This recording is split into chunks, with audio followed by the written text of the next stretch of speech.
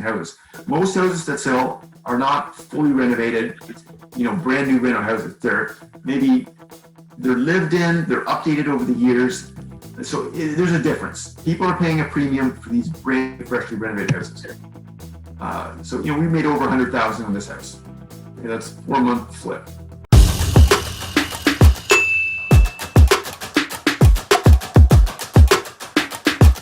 Thank you everybody for joining us on another Wednesday real estate investment webinar.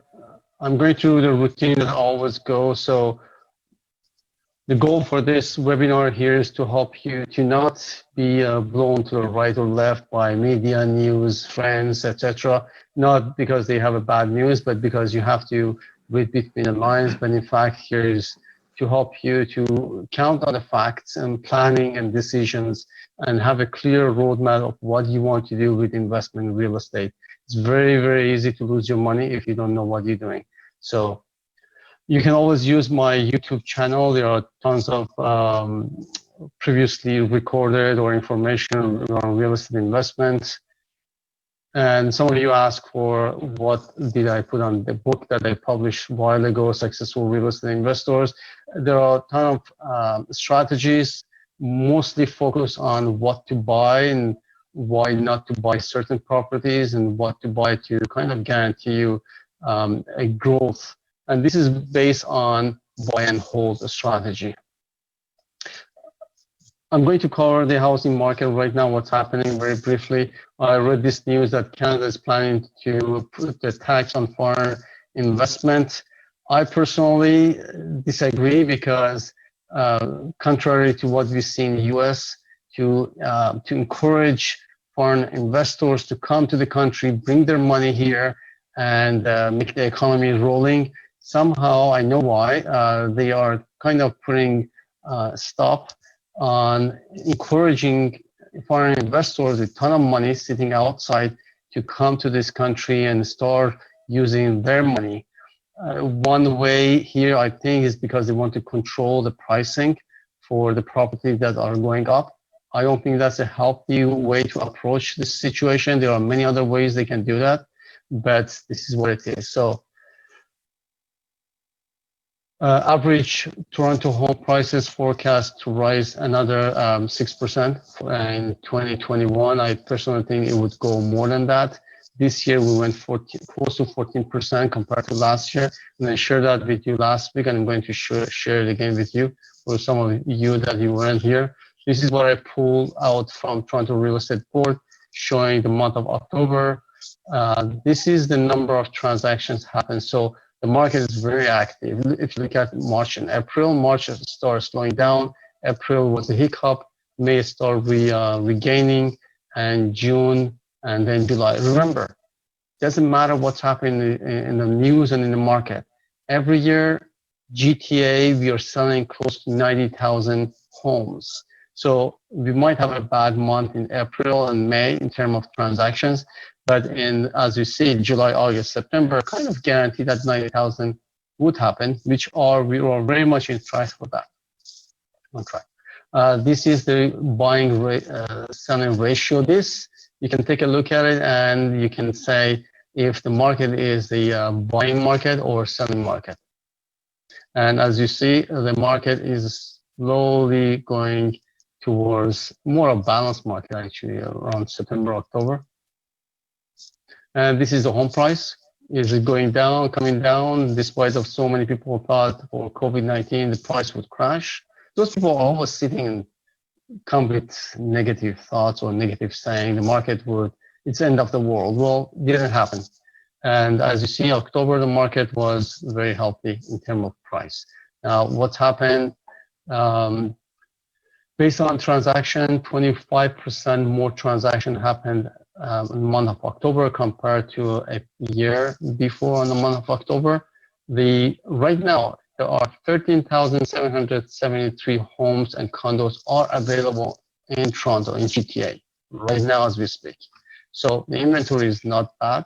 The price compared to last year in October went up 13.7%, almost 14%. So today we have a special session with Aeron Moore. He is let me tell that you are the god of wholesale real estate. I don't want to call it that way. So this is real estate, wholesale real estate, a profitable investment strategy. I'm going to give you a little bit of an introduction to Aeron. He is a real estate investor in GTA. He's an expert in wholesale real estate investment. He has his own company. I put his phone number there with his permission if anyone wants to reach him after. The phone number is 647-557-5979. And without further ado, here is Aeron Moore. Aeron, I want you to share your screen if you want to, and then tell us a little bit of where you started, how you started. I know you have some IT or computer background. Just share that one with us and then move us towards the right direction. So I'm going to stop the screen sharing and give it to you. If I remember how to do it. So you can take over right now. Can you see my screen yet? Yeah, I see it. I don't see your presentation, but I see you. Let me see.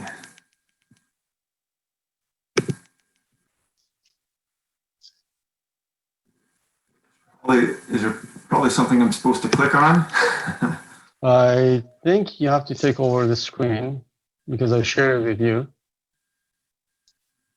If you go to share a screen on the bottom, I think the icon. Okay, yeah. Got it. How's this? Good, perfect. You're on, go ahead. Okay, and I guess on the right-hand side, you see the video, so I'll minimize this. Yeah. Okay, put this somewhere like down here. Okay. Technology fixed and solved. Okay. So, you know, I titled the presentation, it's Lessons Learned from 10 Years of Wholesaling and Flipping in the GTA. I've been doing this full-time since 2008. Before that, you know, I was doing a little bit of real estate investing, had a couple rental properties, that sort of thing. But yeah, maybe a little bit more of a background, like you mentioned. I was in IT, you know, working for a big Fortune 100 company. I got, I don't know what you want to say, sick and tired of it after some years. And, you know, I had been doing a little bit of real estate investing on the side.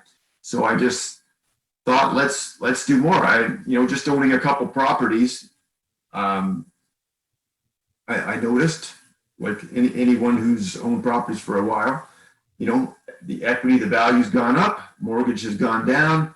I was a young fellow in my 20s. Had a 2-unit house renting out like rooms and the other unit to other people. So my monthly costs were being all paid for. So I said, this is great. You know, that was after a couple of years of me owning a property, my brother owning a property, you know, so it takes a while to get into your head. You know, I hope for people here on the call, you can get into your head faster, but it took me a few years just from a couple properties to see what was happening. And then I said, I got to do more of this. So I started learning from local investors, you know, learning, you know, in scenarios like this from local experts. I learned about this concept of wholesaling, marketing for private deals, attracting these motivated sellers, and buying houses at big discounts. And I thought, hey, buying at a discount, that makes sense to me. So why don't I get into that? So, you know, I just started as Joe Schmo, knowing nothing. And, you know, 12 years later, it's done well for me. So here, you know, you'll see my investor site, housedealsgta.ca, my phone number there. You know, you'll see, I've been doing this a while. So, you know, if you're familiar with Rain, Don Campbell, you know, I won multiple awards over the years in the Rain community. I got the Player of the Year back in 2015, other Renovator of the Year awards. But enough about me. Okay, let's get into wholesale. I just gotta, oh, there we go. Okay, what is wholesaling? And, you know, this is, you know, we're in COVID times. I'm doing this video talk, so there's not much interaction, but I don't know who's on the call here. I don't know if maybe if you can participate, Ashton, let me know. Like, do people, know much of anything about wholesaling? Are most people, maybe is this a new concept to them? But either way, I'll just give you a quick synopsis. Well, I have a couple things. My company, I'm a house buying company. So I am buying houses from people who, they're typically not looking for top dollar. And there are some creative ways we can pay top dollar, but our bread and butter is, buying fixer-uppers, buying distressed properties. And we are offering people, convenience, speed, just the stress-free sale, and we are buying at a discount. That's our business concept. But what is wholesaling? What is assigning a contract? So I'm buying properties, I'm getting them under contract, and basically investors are paying for these gift wrap deals. So it's sort of like my company and our group of investors are buying properties, and we assign the contract. So for any of you who've ever bought a house before, probably, once you've signed the paperwork, closing might be a month away, it might be 3 months away, but once you've signed that paperwork, you're probably telling your friends and family, hey, I bought a house, but the reality is you signed an agreement to buy a house and you're gonna take possession months away. So anytime between signing that contract and closing, you can assign that contract, which means you can sell that contract to someone else if they want to buy it, as long as the contract you've signed doesn't say you can't. Or, some of these, if you buy from a builder, like new build condos, their contracts will sort of restrict your ability to assign. They may limit it. They may, only allow you to do certain things. You might need their permission or pay a fee to the builder if you assign. But, in a private sale or a resale home, there's none of these restrictions. If I get a good deal, if I know an investor who wants that good deal, I can sell it to that investor for, whatever price is mutually agreed upon. Now, the question, I remember when I first learned about this concept of, buying at a discount, the question is like, why do people sell below value? And why would anyone do that? I would do that. I like Ashton said, I'm an engineer type. I'm a bit of a numbers guy. So I would do that. Why would anyone else? That's a great question. So have you ever wondered where all those bank sale houses on MLS come from? So what has happened to these people, to these families? What's happened in their life to make the bank hire a sheriff, evict that family out on the streets, and change the locks? Because that is what is happening. I have been in houses, people call me in my company, sometimes they wait till the day the sheriff is coming. Just a couple months ago, I was at a property. We got the call in the morning, the sheriff was coming sometime that day, they don't know what time. But while I was driving up, we got the call, the sheriff's there. But the sheriff, the sheriffs are human beings too. They're nice people. They gave them a bit of time. They let me come see the property so I could assess it to give an offer on it. But yeah, while I was there, the locksmith was there. The sheriff walked the people out, changed the locks, and that's the end of the property for that family. They moved into a hotel that day. So I've dealt with all kinds of power of sale situations. I thought, after people have changed, after the banks kicked them out, I've gotten those calls. Sometimes after I've signed the contract, the banks, kick the people out. I've gotten people back into their house after the banks change the locks. Sometimes we do loans, we give people loans, pay the bank off, get the families back in the house, and do all sorts of different things. But the power of sale, the foreclosure, whatever you want to call it, there's different terms depending on where you are. But that's just one issue. There's, as numerous as there are people, there's a ton of issues, a ton of problems that people go through to avoid, just difficulties in life. And there's going to be all these different reasons why people want this quick and easy sale. another question on the screen here. What is the price of avoiding stress and embarrassment? I've bought a lot of houses where, the house is just an embarrassing mess and disaster. There's examples where it's like the kids and the pets have taken over the house. The house is just filthy. There's like feces and urine all over the house. Like the house is just out of control. It's beyond the person's control. Whatever their life situation is, the house is out of control and they're in a tough situation. They cannot handle it. If they could handle the cleanup, the renos, all that sort of thing, they would have done it by now, but they cannot. So they're calling for a solution to these problems. And, we are the people who can handle the renos, handle the cleanup. We can, I just recently bought a house in 2 days. That's the exception. I don't promise people I can buy in 2 days, but it just, it worked out a line. My lawyer was able to do it. Their lawyer was ready. So we were able to do that. But, there's many times we're buying in a week, 2 weeks. People just need these quick sales for various reasons.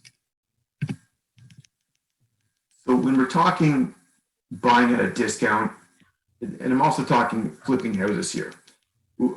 When we're buying at a discount, the house will be used for a reason. We might use it as a rental. It might be a flip, but those are probably the main two. And people do rent owns, all these different strategies. People might move into one of our houses. My father lives in a house that came through our house buying company. But mostly we're dealing with investors. It's our company investors who buy our properties. So when I'm talking about competitive advantage, I'm talking about you get a deal, what are you going to do with it? Are you going to flip it? Are you going to rent it? So how are you going to make money on these properties? Oh, and here's a lovely picture with me, my lovely wife, Christina Moore, and there's Don Campbell, because we've got a couple of these Renovator of the Year awards over the years. So just entertaining picture. And then you see a before and after picture of one of our renos over the years. Okay, when we're talking about competitive advantage, let's talk renos. So, maybe you have some reno skills. Maybe you can get your hands dirty. Maybe you can do some painting. Maybe you're good with carpentry, or maybe you're just good with project management and you can manage the tradespeople and all the different skills that are needed to do a nice reno. Or maybe you gotta, you want to be fully hands off. You got to hire everything out. You need a good contractor. So there's all different levels of involvement in a rental project. And, typically the less involved you are, the more it's going to cost. The more involved you are, the less it's going to cost. So, there's no right or wrong, but you got to find a balance. And the question is, how are you going to, given this property, how are you going to make money? So rentals, that's an expense. You got to figure that out. Realtor fee, that's another big expense on any flip. So, my suggestion is marry a realtor, but you can become a realtor as well. Or there's for sale by owner channels these days. You can, list a house on MLS cheap if you want to do it yourself. But, there's always the time money trade-off. Whether it's rentals, realtor fees, there's always that time money trade-off. So what else can be your competitive advantage? How about financing costs? So with a flip, it's typically short-term money, but are you buying with cash? Do you have cash sitting in a savings account earning 0.5% interest? Oh, sorry, what was that? Okay, but different financing. There's people can use money from a HELOC. Right now it's probably around 3% you're paying on a HELOC. You need a bank mortgage, which you can do. You can probably only get so many bank mortgages at a time, and banks are kind of slow. So it has to be the right property to get a bank mortgage on. They're typically not going to fund you in a week or two. And there's private lenders. And of course, there's all different types of private lenders. There could be a loan shark. People can buy for credit cards. There's all different costs of money, right? So what's your cost of money? And is that one of your competitive advantages? So consider that when you're buying properties, whether it's a flip, rental. Okay, marketing and advertising. like I mentioned, I've got a house buying company. So how do these motivated sellers find us? So we're big, we've been around for a long time, so we've built up a big internet presence. You know, if you're Googling around, you might come across our website, gtahousebuyers.ca. You know, we're doing paid advertising, think you know, Google pay-per-click. We're doing SEO, search engine optimization. Basically, it means when you search around on the internet, we'll come up for all these different searches. But, you know, there's all different online advertising. It's like these days you need a web presence. Mailing letters and flyers. Another, you know, we're talking houses here. The beauty with houses is you know exactly where these houses are. So if you know if there's a specific type of house you want, if there's a neighborhood you want, well, you know exactly where it is. So you can send letters right to those houses. And the type of neighborhoods I've liked to target over the years is it's typically older neighborhoods that have good potential for both rentals and fixer-uppers. So think, you know, those old bungalow type neighborhoods where we can convert the bungalows into a 2-unit property, or they're just older and run down, so maybe we can just fix and flip them. So it's nice to be able to go both ways. Yeah, you know, but there's always, you know, for marketing, there's always pros and cons. Like maybe you're mailing to a neighborhood where it's mostly tenants, so the tenants are going to get your letters, probably just toss them out. If you're really serious about a specific property or an area, you can always look up the owner. It's public records with the, you know, every city with their tax information. You can, if you're so inclined, you can look up and find the address of the actual owner of the property. Marking outdoor signs, probably a lot of people here. You know, I wish I could see a show of hands, but I wonder who's seen some of those outdoor signs, like they're either stuck in the ground saying "We buy houses" or on telephone poles saying "Cash for your house," things like this. I wonder how many of you have seen those kind of signs. And if you haven't noticed them before, I'm sure now that you've heard about them, you'll probably start noticing them. But hey, like it all works. You know, those outdoor signs, depending on the city, there's ways to do it within the bylaws. And there's ways, you know, if you stick them on the wrong places, it's against the bylaws. So, you know, they can be naughty. Paying for referrals. My company for 2020, we're paying 2020, you know, 2020, 2020. We're paying 2020 for successful referrals. We just paid $2,020 recently to a property manager who referred us to a property that, you know, was a fixer-upper and they knew the seller. But, you know, we even encourage people just, you know, give us the addresses of, you know, rundown houses in your neighborhood. We'll add them to our mailing list. So we'll just mail, you know, just a couple letters to them a year, you know, and we'll put them in our marketing funnel.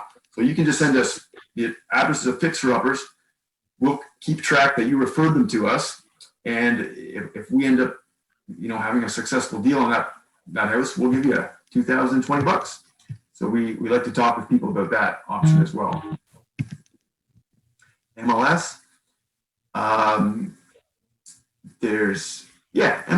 Right? It's not our primary focus. There's a ton of competition on MLS, but that being said, we have bought deals on MLS. We are coming into Christmas time. I would say Christmas time, January, it's a good time to buy off MLS to get discounted. Usually people who list, say, a week or two before Christmas, that's not prime selling time. So there's often a reason why you're listing your house right around Christmas or New Year's. So you know, it's just this, you know, it's not a for sure thing, but it's just, you know, something to look into. So there might be more motivation for people that are listing around, like, you know, Christmas in January. It's not the typical prime selling time. So why are you selling your house is the question. Are you motivated? Another thing about paying for referrals, we do like to work with realtors as well, but we're really more focused on the pocket listings, the off-market properties. We love paying realtors. We just bought a property today, actually, a triplex in Toronto near Woodbine Kingston Road, Upper Beaches area. And this is a pocket listing from a realtor. It's just, it's sort of an estate situation. There's tenants. There's just a difficult situation. It's hard to show the house. And the sellers with COVID, the tenants, they just wanted a quick, easy sale. They weren't looking, their priority was not maximizing their price. The priority was a quick, easy, painless sale. Still getting a good amount of money. Like, you don't pay peanuts for a triplex in Toronto. but we love working with realtors. We say realtors, pay your full commission, double end it, do whatever you want, doesn't matter to us. But bring us the pocket listings, the hoarder houses, the fixer-uppers, just the people that don't want a public sale, don't want all the nosy neighbors looking at the house. There's all kinds of reasons why you don't want a public sale. Okay, but what are we doing with a business of house buying? These are some pictures of houses we bought. Our focus is we want to be helpful. We want to solve problems. Like probably, let's say 80%, majority of houses we're buying, they are fixer-uppers. Usually there's multiple problems. People are broke. The house is a fixer-upper. There's other stresses in their life. They would love someone just to buy it as is, take away all that stress. We want to make life easier for the sellers. Like this house up here in the upper left, you see it's all overgrown. You can see the gutters are hanging off the roof. That seller inherited the house from her father. Within, 2 to 3 years, she really let the house go. People like this, they understand they are part of the problem. They realize they should not, like a single person should not be living in a big house. Just because you inherited a house, got a free house, it doesn't mean you have the ability to the capacity to live there and maintain it. So, this is what happens when someone who shouldn't be living in a house lives in a big house by themselves and has no capacity to maintain it.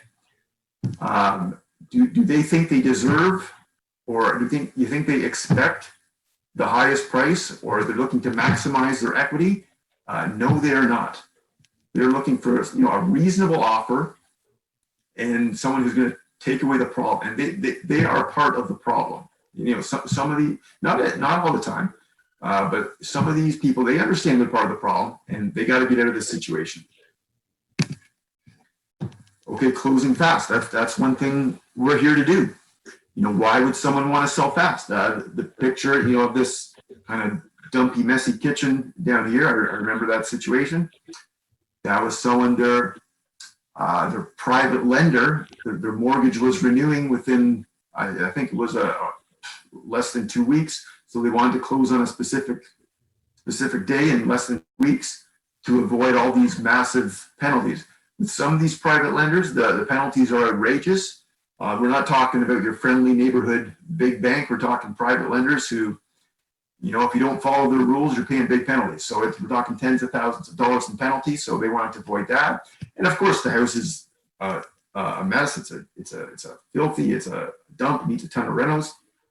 So there's just this whole pile of reasons why they want a fast sale and as is. So here you see we're buying as is. We handle the clean out and the clean up. I've seen a lot of messy, filthy houses, and people have their life situations, and we're not here to really judge it. We're just here to try to help out and find a win-win, and that's what we're trying for. We're not promising to buy every house, or not promising to pay the most money or anything like that. Okay, so some of the most popular maybe solutions we offer is the fast cash close. That is kind of why, that's what we advertise. That's why people want us.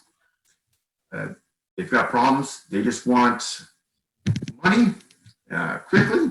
We want it easy. We also are quite flexible. Like the main thing, the most important thing to us is price. So things like closing date, whether it's 1 month, 3 months, it doesn't matter to us. We're not moving in. Do you think we ask the seller to leave the house in broom swept condition? Like, no. That's a common clause you see in realtor agreements. I don't think I've ever used that. So that's not the deal here. We get people options, to close sooner, move out later. We do protect ourselves. We'll have a big security hold back because we don't want to be in a scenario where someone's, said they'll move out on a certain date, and then 6 months later they're still in the house and we're fighting a legal battle. So we keep a large security hold back in case there's any problems. But people like that, they can close, get their money, quickly, and then maybe they can take some weeks or a month, move out. Often that gives them time to rent out a place, even buy a next home, and have money, for a deposit on the next house, or first and last, money for movers, all this sort of thing. So just, if someone's broke, if someone's just stressed out, if they need funds to help with their moving, then it makes life a lot easier. We also give loans. We just gave a loan a couple months ago to someone. So we bought their house. The reason we gave a loan because they were moving out of province. It was an expensive move, so they needed a lot of money for the movers, and for life. So we gave them a second mortgage, for a month. We just came back to us at closing, and it really, gave them the ability to hire the movers they wanted and do different things, like their first and last at their next house. It's just the solution to the problem. Aaron, can you hear my voice? I hear you, Ashton, yes. Okay, one of the techniques that is there as well is VTB, vendor take back. And these are the properties stay in the market for unknown reason, whatever it is. It's in the market for 120 days or even longer. That's the best time to go and visit either the agent or the owner and tell them why they don't sell. Vendor take back is another strategy I use. Is the owners give you, let's say, a mortgage or a second mortgage, and you can visit the property, and if it needs some work, you can right there evaluate if this is a good deal for you to take a vendor take back and jump on this deal. That's also another making money strategy. Yeah, that's a very good strategy, and it's something I like to use in negotiations as well. And you see here on this screen, the fast cash close is the most popular.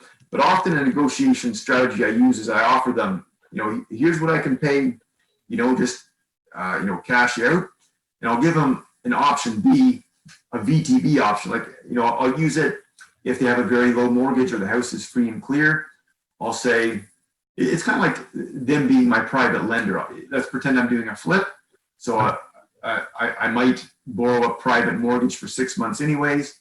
So I can offer the seller maybe 6 months, and I'll make the price higher. So it's a way, basically instead of paying a private lender fees and interest, I'll just pay them maybe an extra 10,000 or whatever it is based on the price and the amount. So it's a good way to say, okay, Mr. and Mrs. Seller, I know you'd like me to pay you more, so I'll pay you more if you do this, which means if you take a vendor take back, a VTB, and I'll pay you some now and the rest in 6 months or less. But the funny thing is, most people just say, oh, no, I'll just take the cash now and take less. So I like to use it as an option. Part of it is just to make me look generous and to truly give them an option. If they truly want more money and are willing to wait for it, I will give them more money because it can be beneficial to both of us. But you'll find most people just want that fast cash. Now, it tends to be investors, landlords who are more open, want the VTB more, and there's benefits to them, maybe taxation, and they just understand it better.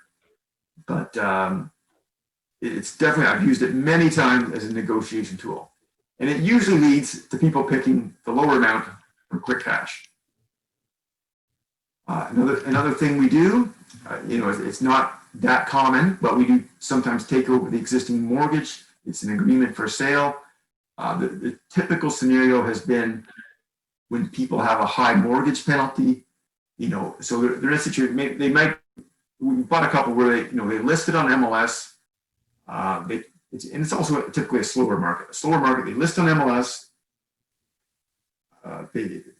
because of, the realtor fee, the mortgage penalty they'd have to pay.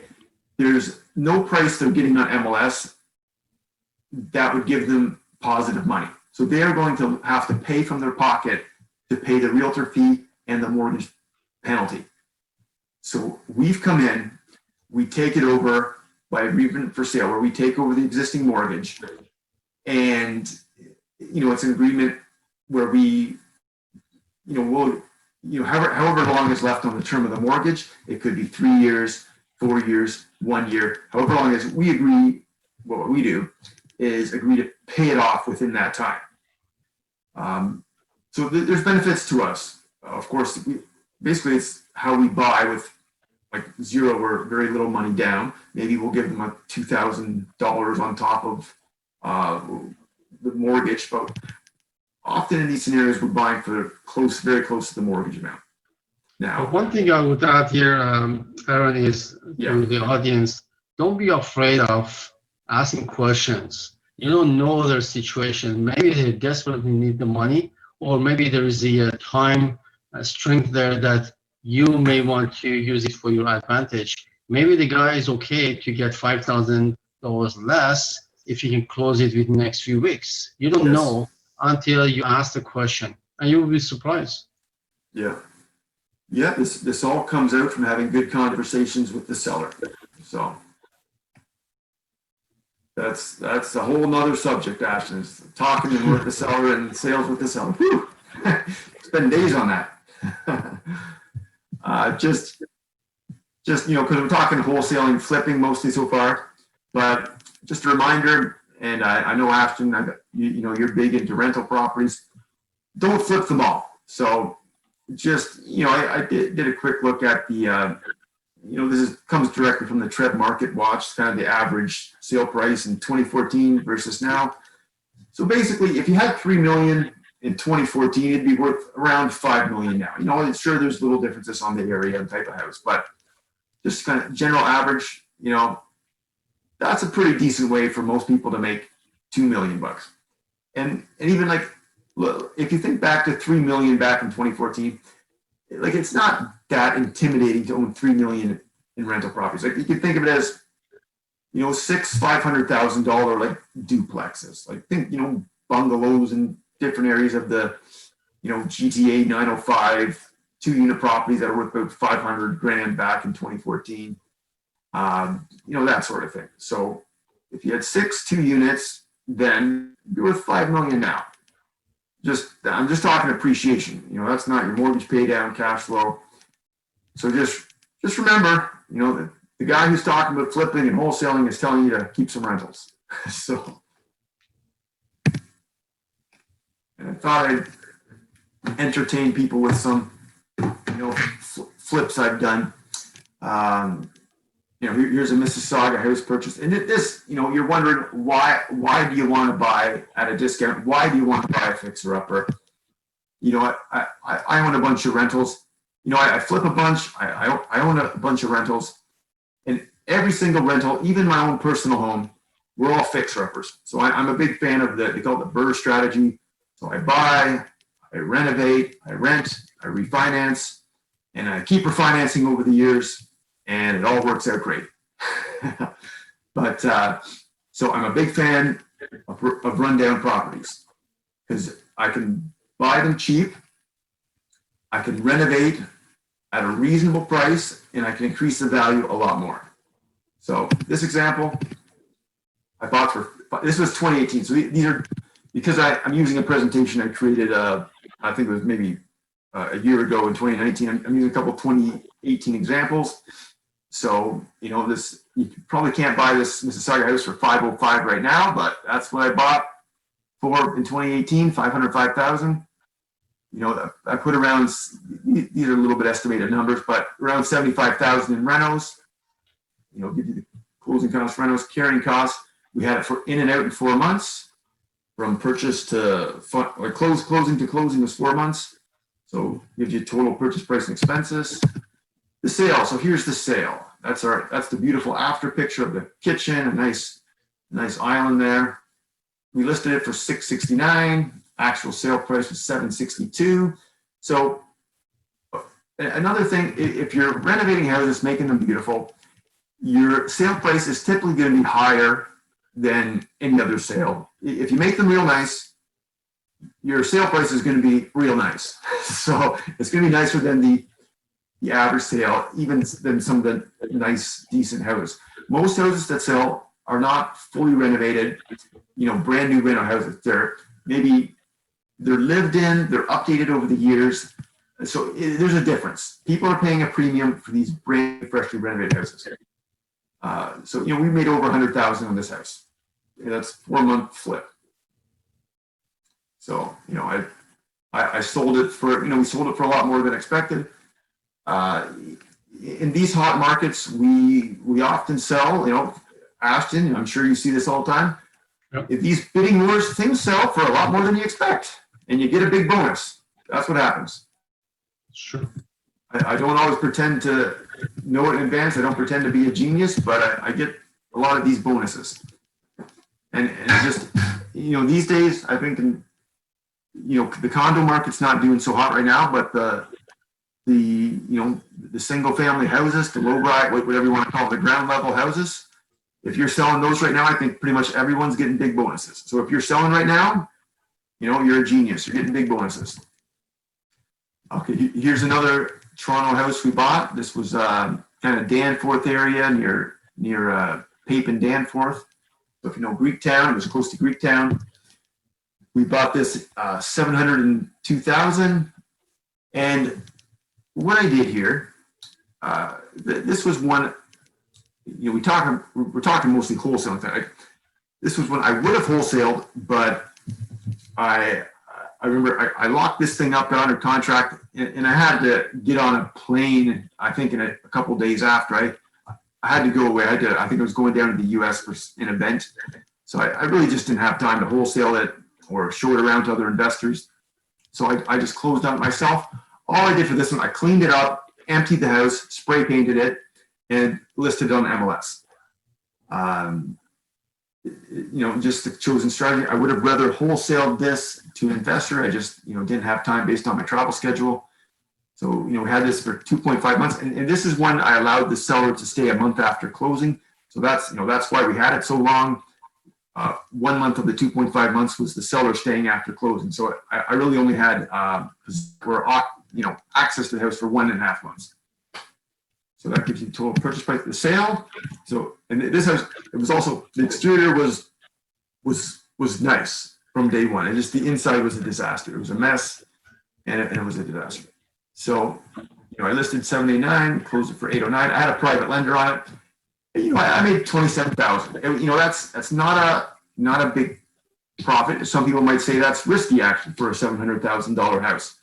But for me, it was not a lot of effort or work. It was not a lot of time.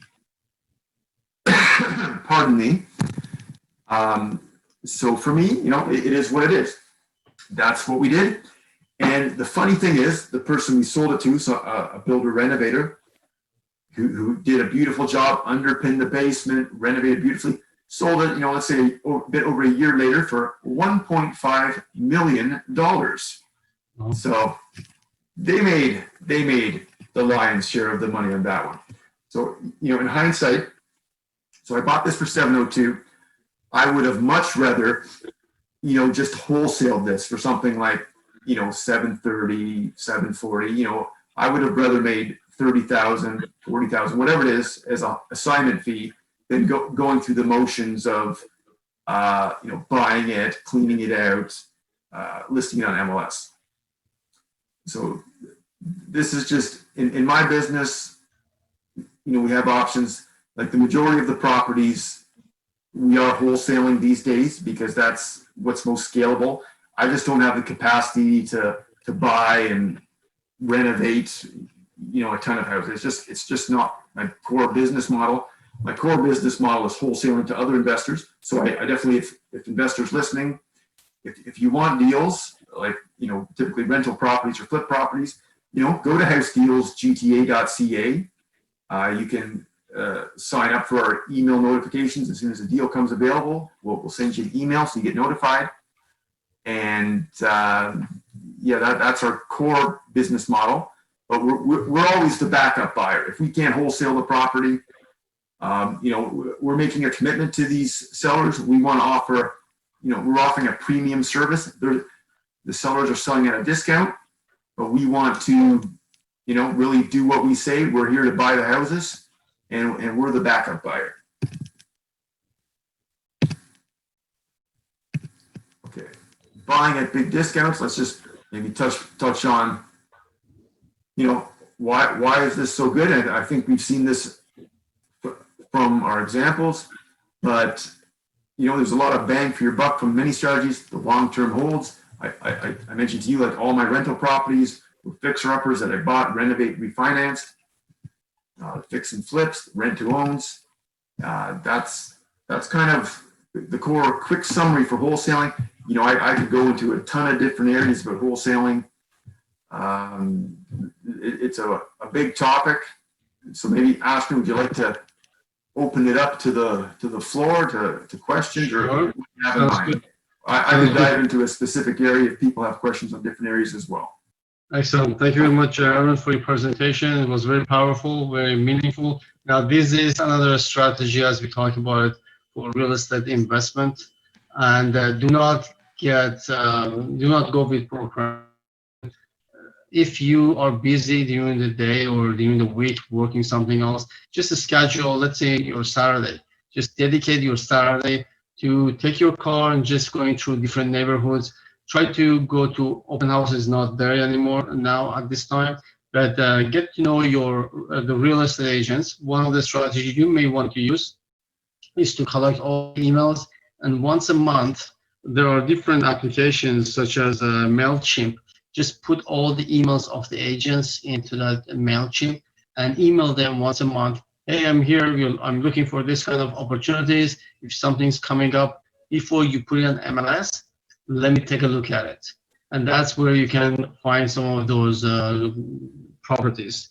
Now, one of the techniques I used in the past was if you go and print, let's say 1117 magnets with, let's say I'm buying homes for cash with your phone number, anywhere you park, like even if you go to church, when you park your car there, just stick it to your door. Once you finish, just take it out.